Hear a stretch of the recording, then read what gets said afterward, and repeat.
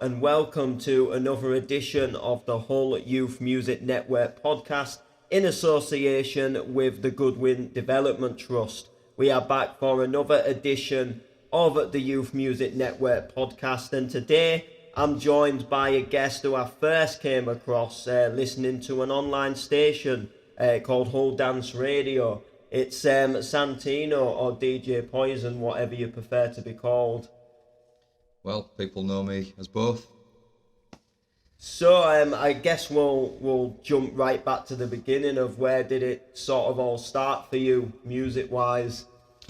Okay, well, I suppose it's appropriate that I'm in this building because I can big up Goodwin Trust. I grew up around here, so I've done a lot of work with the youth centres associated with Goodwin Trust, so at Darley's, Turf, etc. So a lot of my projects that I currently run are with young people that I've met in this neighbourhood. But where did it all start for me? I was originally a raver, I suppose, just going out to raves, watching DJs, into jungle, drum and bass music, and around 1995 I decided that I wanted to start DJing. So yeah, you came across me on a internet radio, which was kind of how things have been going for the last few years. But I started out on pirate radio. Yeah, the Twilight old days. FM. Yeah. So that was a bit different, having to keep a low profile, keep your records in check, make sure you don't get raided, that kind of stuff. But definitely a springboard to everything else that happened since. In a very short space of time, I was DJing, not just in Hull, at various events. There wasn't an awful lot of jungle in the city at that time, so I was pushing D&B at like hardcore raves, hip hop nights, house parties, etc., and I suppose developed quite a reputation in a short space of time. Yeah. And did that seem to go down well, playing that genre at these other A events? lot of people didn't know what it was, so when I was DJing in kind of Grimsby and south of the Humber, places like that, people would come up to me and ask whether I was even playing it well, things like that. And I even remember people refusing £1 to pay to watch me play. Yeah, funny times. Yeah, the old times. So what decks did you actually start out on? Good question, yeah. My first decks that I ever owned were a pair of Belt Drive Sound Lab Pro 150s. And just as important is the first mixer that I ever played on, so that would be a GM25, where the two channels would give you different volumes, so you used to have to sellotape one at 7 and one would go up to 10 and play the music at the same volume. Right, that's... I don't think I've ever seen them. Yeah, like antiques. With me being a bit younger. Well, there was a time when mixers were just very, very basic, 2 channels, crossfader, not much else. And then obviously these days things have changed. Yeah, they've got all different buttons and effects. Yeah. Even buttons that I don't even know what they do. Yeah, well, that's you're not alone in that. I think even experienced professional DJs look at some of the effects and kind of leave it alone. So, where was some of your first gigs? Okay. And what was that feel of playing out for the first time? It seems like such a long time ago. Oasis Club was where I first played for Twilight FM, and later on, I basically played everywhere in Hull, Adelphi, Room, you name it really. So yeah, it all seems a bit vague, so we're going back to like 1996, 7. Yeah, the year I was born. Is that right? Yeah. So what sort of got you into the youth side of things then? Right. So sort of helping people? Well, I was always really aware of how so many people judged young people growing up. I think because of the way I used to dress, the music I was into, I was also judged on that level. I eventually started working with people through an advice centre, and I kind of always wanted to take the side of people who don't have much or don't get much chance in life. Yeah. And that eventually led to me working in schools, mentoring young people at risk of exclusion. And just as the years went by, I ended up working with mental health and became a therapeutic foster carer, things like that. So I've worked with young people now really for like 20 years or so. Yeah, that's and it must be a good feeling, helping people, and when you see the benefits. No doubt. I feel very much like with each young person that I help, I'm kind of helping myself. I've been through Yeah. a lot of sticky situations in life, so it's almost like trying to prevent young people from making the same mistakes I made, or ending up in the same situations I ended up in. Exactly, yeah. So you teach DJ sessions. So what sort of happens at them? I've never It been, all obviously. happened to me by accident, to be fair. When I was working in a school, I was approached, asked if I would teach people to DJ. I refused Right. on the basis that I taught myself to DJ and I felt as though everybody should do that for themselves. Yeah. But then I kind of started looking around and realising that music had been cut from the school curriculum, basically, and that to access music, young people were having to do sessions at lunchtime or after school or pay for private lessons. And it made me think about, there was definitely no idea of learning to DJ when I was at school. Music was a recorder or a triangle or Yeah. just something completely unrelated to my life. Do you know what I mean? Yeah, definitely. So I kind of started to think about it from that angle, really, just as an access thing. And I started just doing it on the side in youth centres, places like that. But it was really badly managed, in my opinion. I was paid up front to then go into a youth centre for, let's say, 6 weeks. The young people didn't know I was coming. Yeah. The staff didn't often know I was coming. Right. So it could go either way. And sometimes I would meet somebody who had loads of potential, but then I'd never see them ever again because the project would finish. Right, yeah. Or what often happened is that because it was so unplanned, people would mess about. I've had snooker balls thrown at me. Jeez. Just ridiculous stuff, really, that shouldn't be Yeah, going on. yeah. So, yeah, as the years went by, again, and as my DJ career kind of took a different path, I even questioned stopping DJing at one stage. I felt like I'd got everything out of it, and then just a series of disappointments in other jobs led to me thinking, well, maybe it's time to take this seriously. Yeah. So I set up 5 years ago DJ Methods tuition service and invested in industry standard equipment.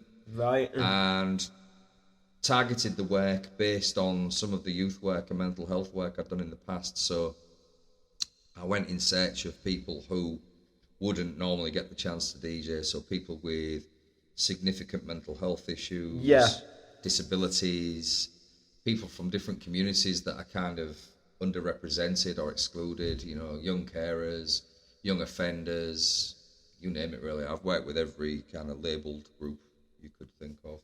Yeah, so what sort of actually happens at the sessions? Is it just like basic beat matching? Every session is different. So again, I've seen lots and lots of different types of DJ workshop, and so I wanted to make sure that what I do doesn't just recreate everything that happened before. that's been done. Yeah. So everywhere I go is very different. So in some cases, I'll deliver an arts award, which is basically just an introduction to music and DJing through a nationally recognised qualification.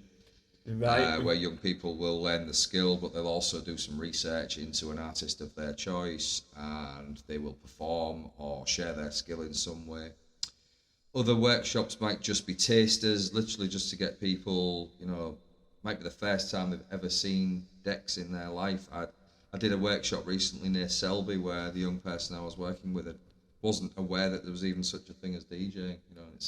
Wow, lived that's in rural isolation yeah, on an that's extreme crazy. level. So yeah, it is crazy, but you know, I sometimes think of Hull as being kind of out of the way, end of the line, but some people, if they want to grow up to be a DJ, they've got absolutely no access to it. So Yeah, that's a big part of what I do, is going out to places like Goole, Driffield, Pocklington, Bridlington, Hornsey, Withensea, you know, all the surrounding areas, just to give people a taste. The stuff I run in Hull is a bit more kind of serious. So I run a weekly session at the Warren. So that's for people who are 16 to 25. And that can be anything, really. That sometimes people will pop in once because they've never sampled DJing before, right through to people who've turned professional, who want to know everything there is to know about DJing, or even just like to come and hang out, you know, with a group of DJs. So that's kind of chilled out, where we can make a bit of noise. And my other kind of regular work in Hull was with the Hull Music Service. right. And I do 2 sessions a week at the Albemarle Music Centre. One is a young women's DJ group, specifically for young women, on the basis that in all of the years I've taught, I can count on one hand the number of young women who've taken DJing seriously. So I was asked by Hull City Council to engage with young women DJs to try and put right the whatever the issue is.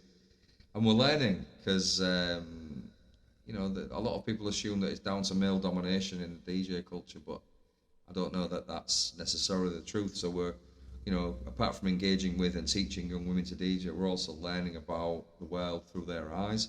Yeah, yeah. And then I run a mixed session, which is crazy, to be honest with you. We have sometimes 30 people in that room.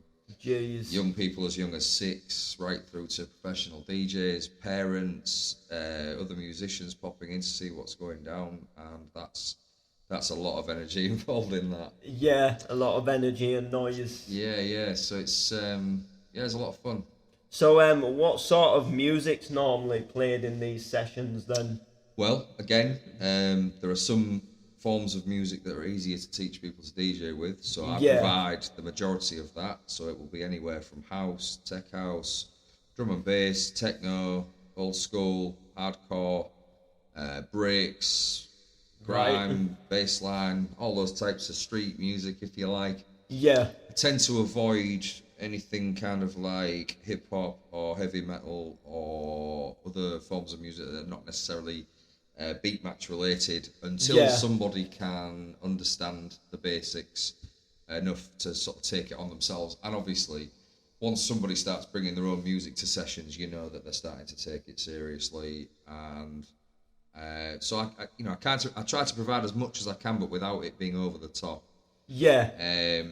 But obviously, the future of DJing is going to be all cloud-based, and I think there's going to come a time where DJs are turning up expecting to access any form of music. I believe so, yeah. That being said, I know that the DJ school in Leeds has a crate of Eritrean gospel music. Right. Which, you know, it makes you think kind of how many different genres of music are out there and how it's virtually impossible to cater for everybody. There is loads out there. Yeah. But yeah, so how do you feel about the cloud sort of taking over? Good question, you know. I don't think anyone's asked me that before. I guess it's almost unavoidable, but until we can rely on an absolutely solid Wi-Fi, then that's not going to happen. I mean, if you're DJing in a club and the Wi-Fi goes down, I know there are now clouds where you can kind of take so many tunes and play with them, but you can't record a set, for example, from the tunes that you've got on a streaming service. Yeah. So I still think there's a lot of room for downloading and owning your own music. Definitely. Yeah. And I feel there's more like pleasure and excitement in owning your own, you know, like vinyl having a physical copy. There you go, yeah. So to me, you know, I still love owning a lot of vinyl, and I don't really play it out anymore, but there's something about owning it that's, they're like my photo albums, if you like. It's the story of my life. So moving from vinyl to digital is a little bit like started buying a lot more tunes because you've got more money to spend. but then you end up picking up a lot of throwaway music. And if Exactly. that's only gonna expand, isn't it? It's like, you no longer even own digital files. It's now just everything on a cloud, and it's I don't know if the music becomes less valued or less worth owning. Do you know what I mean? I don't know. It'll be interesting to see. Yeah, it would most definitely. What was your first vinyl? Can you remember? Yeah, absolutely. Record. Total Confusion by a homeboy, a hippie, and a funky dread. Yeah, I think mine was 9 p.m. Till I Come. All right, okay. My stepdad gave me a load of his old records when he had no space for them. So I grew up around vinyl, so to me, it's always a question worth asking somebody what their first vinyl they picked up is. Yeah. Because nobody's going to ask what your first MP3 was. No, exactly. But that being said, I was surrounded by vinyl from being like 2-3 years old. I remember Needle on a Record, and it remains the single greatest thing I've ever experienced in life. Yeah. So, what sort of got you involved in Hull Dance Radio then? Because that's obviously where I first came across you. Well, obviously I've still got all those memories of DJing on pirate radio. I played on several pirate stations, to be fair, not just Twilight, but also Sweet, Rhythm, a few other things that I probably can't even remember, Unity. Unity FM, absolutely, yeah. That took up a lot of years of my life, definitely. I always loved the community aspects of it, and I mean, it's impossible to recreate, but the idea of kind of having a mix on a weekly basis with my partner in crime, Connect, it's not something necessarily I want to do on my own. I like the back-to-back set kind of approach to things. Yeah. And to me, a radio show needs to be dedicated to playing, if you're mixing one genre, for example, that it should just be everything that genre has to offer. So within our drum and bass sets, we would play jungle, Neurofunk, liquid, old, new. Just try and introduce people to different forms of music. On the basis that your listeners might be people who are really into that scene, or they might never have heard it before. So you've got to kind of cater for everyone. So I believe the rights to the station belonged to somebody else under a different name, and then were passed over to the people that ran Hull Dance Radio, and it was set up with that name. And for a number of years there, it felt like it was a really enjoyable thing to do, but nowadays I simply don't have the time. No, exactly. I've done a few online stations myself, and they do take up time. Yeah, well, this is it, isn't it? You can't just do 2 weeks and then take a week off. You've got to dedicate yourself that's it. every week. People get used to listening to you, and then boom, you're not there. Yeah. They think, where are you? And what's your favourite style of D&B then? Obviously now there's all different kinds with the liquid. I'll always be a junglist. To me, that's the music that made the most sense in my life. So I grew up listening to so many different types of music. So my dad was a Latin percussionist. He played bongos and congas. So I grew up listening to a lot of like Cuban and Brazilian percussion. And then I was also love bass. So like Walking on the Moon by the Police, that dum dum dum. That bass line, that warm bass. When I was 3, I used to stick my head in my dad's bass bins. And so that was kind of the sounds that influenced me. And then as a youth, it was, house music, techno, hardcore, hip-hop, ragga.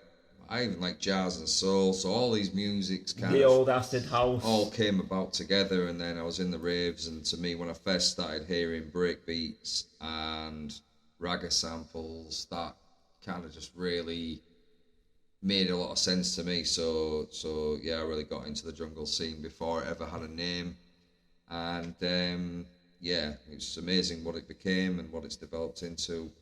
And as good as the new music is, the scene's not a relation to what I grew up with. You know what I mean? So those very different. 92 to 97.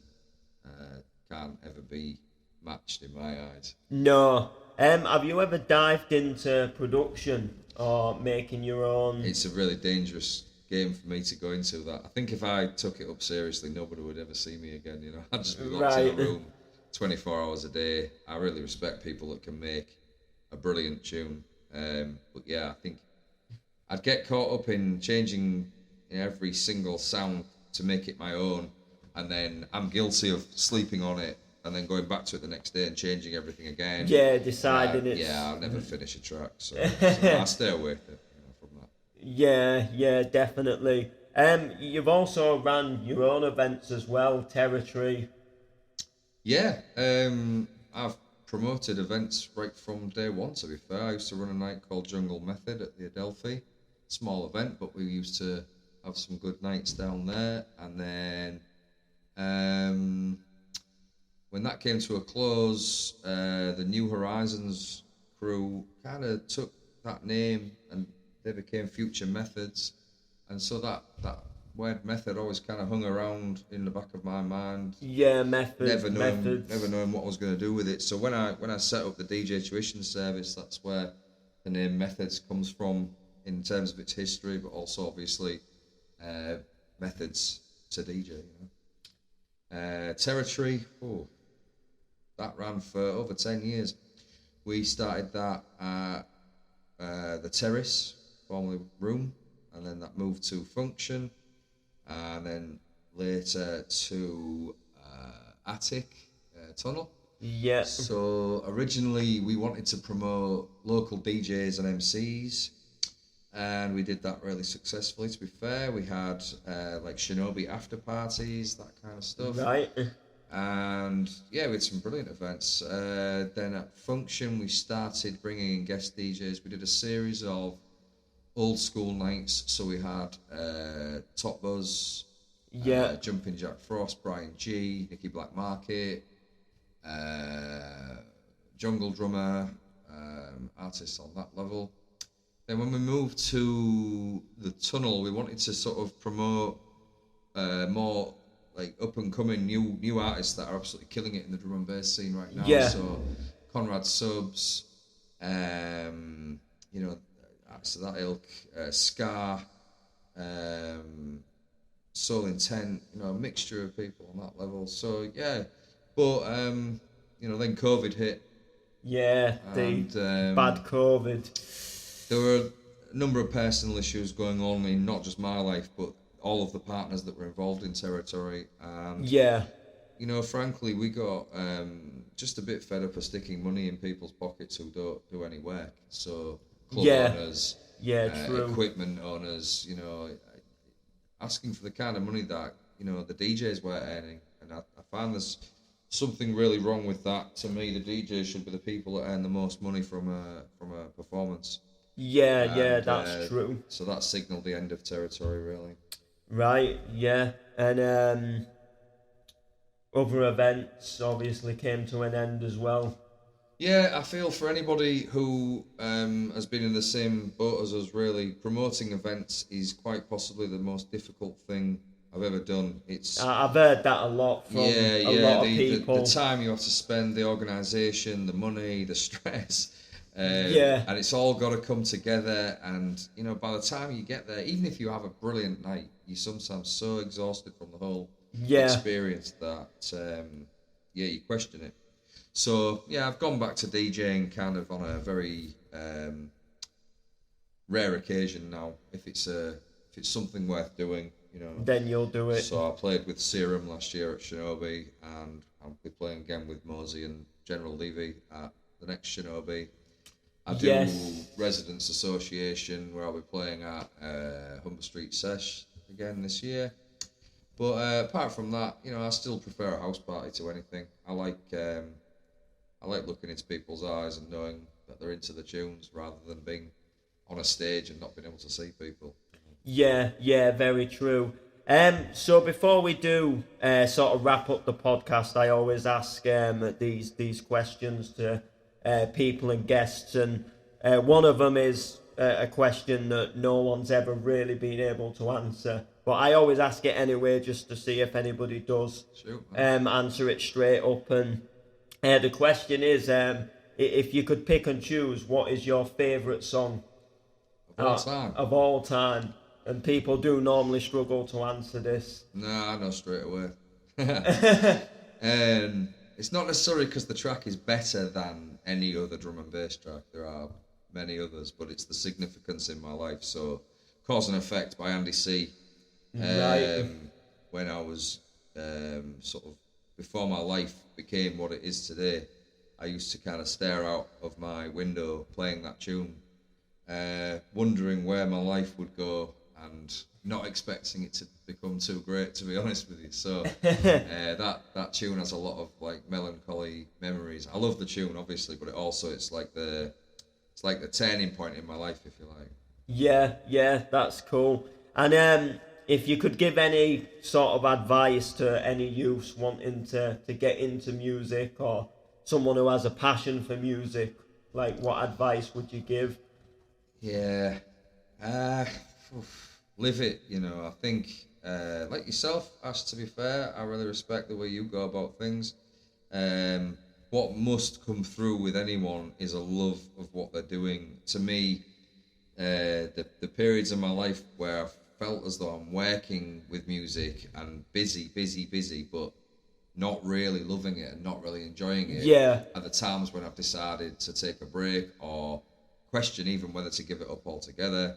It's got to be fun. It's got to be serious fun, and you've got to enjoy it. Just keep enjoying it. Keep doing what you love. And if you're really serious about music, like anything else in life, the only recipe for success is to never, ever, ever stop. Ever. Yeah, exactly. What would you say, sort of in regards to like people getting hate or people being bullied for sort of like doing music? Wow. I have to admit that's not something I've come across a lot. But again, I would relate that question to not just music, that any form of bullying or hate needs to be stamped on and eradicated. I think it's really clear to me in all the work I've done over the years that people bully because they don't feel too great about themselves. Yeah. So, I guess I've worked with some people who would be classed as bullies, and I'd like to think that I've helped them to see a better way of going about life. Yeah, definitely. But to answer your question, nobody who is doing what they believe in should ever be made to feel bad about that. No, definitely. Well, thank you for joining us and coming on to the podcast. You've been listening to the Hull Youth Music Network podcast in association with the Goodwin Development Trust. If you would like to follow us, you can follow us on Facebook at Hull Youth Music Network.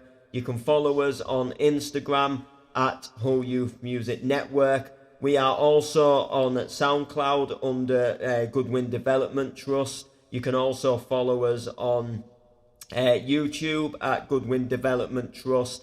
Also, you can follow us on Facebook at Youth Arts Takeover. And is there any links that you'd like to share you out? Can check out DJ Methods website on www.djmethods.co.uk, methods with a Z. Or more importantly, my Facebook page at DJ Methods, where you can catch a lot of kind of photographs of people I teach. For mixes, you can check out my Mixcloud, DJ Methods. Yeah, that's it really. You can find your way around it. Insta, Twitter, all at DJ Methods. No worries. And just before we go, what's sort of coming up for yourself? Actually, I've got a massive opportunity this summer.